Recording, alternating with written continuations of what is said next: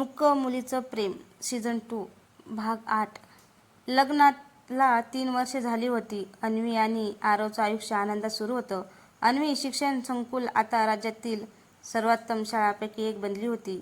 परीही आता मोठी झाली होती आणि खूप छान शिकत होती. एके दिवशी शाळेच्या गेटवर एक तरुण मुलगा आला. त्याच्या हातात एक डायरी होती. तो घाबरत म्हणाला, "ही डायरी मला एका जुन्या मंदिरात सापडली. यावर अन्वीताईंचं नाव आहे."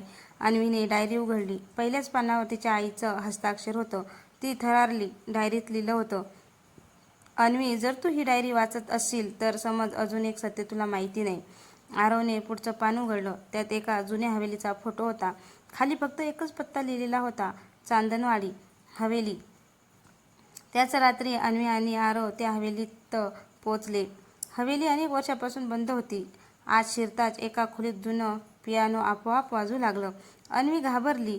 तेवढ्यात भिंतीवरील एक चित्र बाजूला सरकलं. त्यामागे एक गुप्त खोली दिसली.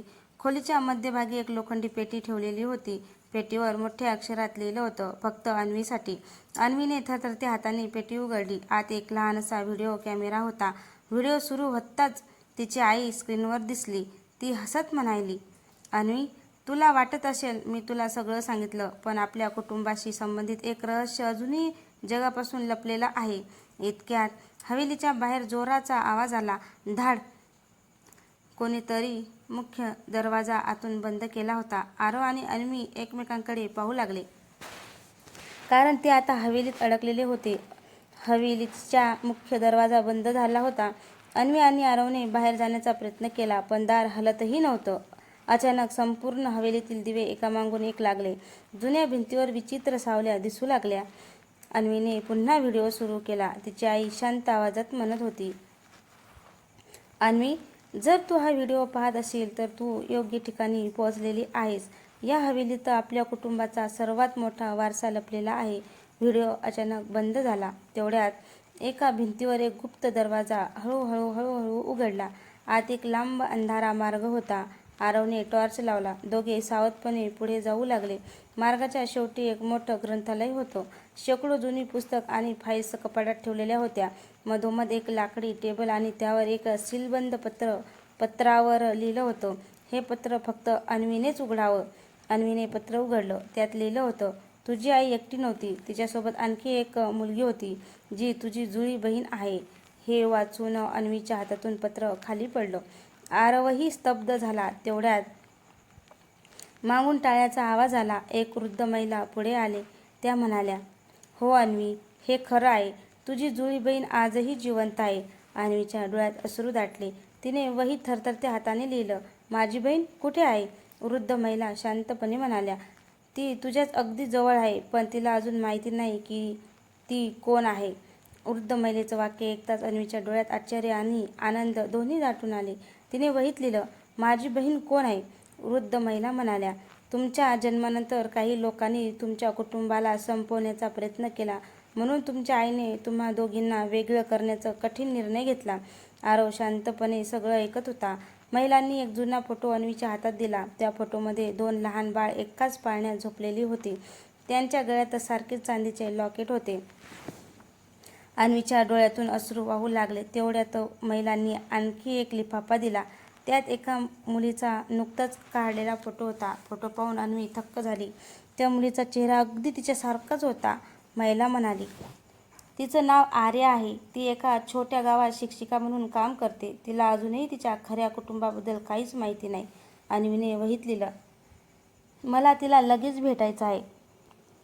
दुसऱ्या दिवशी अन्वी आणि आरव त्या गावात पोचले. शाळा सुटताच एक तरुणी मुलांना प्रेमाने निरोप देत बाहेर आली. अन्वी तिला पाहताच जागीच थबकली. दोघींचे चेहरे एकसारखेच होते. आर्याची नजर अन्वीवर पडली. तीही काही क्षण स्तब्ध झाली. इतक्यात एक काळी कार भरधाव वेगाने त्यांच्या दिशेने येऊ लागली. आरव मोठ्याने ओरडला, "अन्वी, आर्या, बाजूला व्हा." कार थेट त्यांच्या दिशेने येत होती. भरधाव कार अगदी अन्वी आणि आर्याजवळ आली. आरवने क्षणाचाही विलंब न करता दोघींना बाजूला खेचलं, कारण कार त्यांना चुकवत पुढे जाऊन एका झाडावर आदळली. सगळीकडे एकच गोंधळ उडाला. कारमधून एक जखमी माणूस बाहेर पडला. तो धापा टाकत अन्वीकडे आला. त्याने तिच्या हातात एक छोटासा पेनड्रॉइव दिला. तो हळू आवाजात म्हणाला, "हे कुणाच्याही हातात पडू देऊ नका. तुमच्या आईचं सत्य यात आहे." हे बोलताच तो बेशुद्ध झपडला. आर्याला काहीच समजत नव्हतं. ती विचारू लागली, तुम्ही कोण आहात आणि माझ्यासारखी दिसती कशी? अन्वीच्या डोळ्यात अश्रू आले. तिने वहीत लिहिलं, कारण मी तुझी जुळी बहीण आहे. हे वाचताच आर्याच्या डोळ्यातही पाणी आलं. ती धावत आली आणि अन्वीला मिठी मारली. वर्षानुवर्षे दूर राहिलेल्या दोन बहिणी अखेर भेटल्या. पण तो आनंद काही क्षणाचाच ठरला. अचानक आरवचा मोबाईल वाजला. समोरून एक अनोळखी आवाज म्हणाला, अभिनंदन, बहिणी भेटल्या, पण आता त्यांच्यातील एक जण जिवंत राहील. फोन लगेच कट झाला. त्या क्षणी अभिनंदन, बहिणी भेटल्या, पण आता त्यांच्यातील एकच जण जिवंत राहील. फोन लगेच कट झाला. त्या क्षणी पेनड्राईव्ह आपोआप सुरू झाला. स्क्रीनवर अन्वीची आई दिसली. ती म्हणाली, जर हा व्हिडिओ तुम्ही दोघींना एकत्र पाहत असाल तर समजा माझं सर्वात मोठं स्वप्न पूर्ण झालं. पण सावध राहा, कारण तुमच्या कुटुंबाचा खरा शत्रू अजूनही जिवंत आहे. व्हिडिओ अचानक बंद झाला आणि स्क्रीनवर फक्त एक पत्ता दिसला, देवगड किल्ला. आरवने अन्वी आणि आर्याकडे पाहिलं. त्याला जाणवत होतं त्यांच्या आयुष्यातील सर्वात मोठी परीक्षा आता सुरू होणार होती. दुसऱ्या दिवशी पहाटे अन्वी, आरव आणि आर्या देवगड किल्ल्याकडे निघाले. डोंगराच्या माथ्यावर उभा असलेला तो प्राचीन किल्ला धुक्याने वेढलेला होता. गावकरी फक्त एकच गोष्ट सांगत होते, सूर्यास्तानंतर त्या किल्ल्यात कोणी जात नाही. किल्ल्यात प्रवेश करताच त्यांना एका जुन्या दगडी भिंतीवर एक चिन्ह दिसलं. ते चिन्ह अन्वीच्या आईच्या डायरीतही होतं. आर्याने आश्चर्याने विचारलं, याचा अर्थ काय? आरव म्हणाला, हे आपल्या पुढच्या रहस्याची किल्ली असू शकते. तेवढ्यात एक दगडी दरवाजा आपोआप उघडला. आत एक मोठं दालन होतं. मधोमध एक काचेची पेटी ठेवलेली होती. पेटीत एक सोन्याचं लॉकेट आणि एक जुनी डायरी होती. अन्वीने लॉकेट हातात घेताच भिंतीवर लपलेला प्रोजेक्टर सुरू झाला. स्क्रीनवर अन्वीची आई दिसली. ती म्हणाली, माझ्या मुलींनो, जर तुम्ही इथपर्यंत पोहोचले असाल तर मला तुमचा अभिमान आहे. या लॉकेटमध्ये आपल्या कुटुंबाच्या वारशाची किल्ली आहे, पण त्यांच्या मागे अनेक लोभी लोक लागलेले आहेत. अचानक दालनातील सर्व दिवे बंद झाले. काळोख पसरला. मग टाळ्यांचा आवाज घुमला. एक उंच व्यक्ती काळ्या कपड्यात समोर आली. त्याने चेहऱ्यावरील मुखवटा काढला. तो पाहतच आर्या हादरली. ती थरथरत म्हणाली, सर, तुम्ही? तो माणूस दुसरा तिसरा कोणी नसून आर्याच्या शाळेचा मुख्याध्यापक होता. तो हसत म्हणाला, हो, आणि आजपासून तुमच्या आयुष्याचा प्रत्येक निर्णय मी घेणार. अन्वी आणि आरव त्याच्याकडे रोखून पाहत उभे राहिले. मुख्याध्यापकांचा खरा चेहरा समोर येताच आर्या थरथर कापू लागली. ती म्हणाली, सर, तुम्ही इतकी वर्ष माझी मदत करत होता, मग हे सगळं का? मुख्याध्यापक थंड हसले. मदत नाही आर्या, मी तुझ्यावर लक्ष ठेवत होतो. त्यांनी अन्वीच्या हातातील सोन्याच्या लॉकेटकडे बोट दाखवलं. ते लॉकेट मला दे. त्यात एका गुप्त खजिन्याचा नकाशा आहे. आरव ठाम आवाजात म्हणाला, हा वारसा पैशासाठी नाही तर समाजासाठी आहे.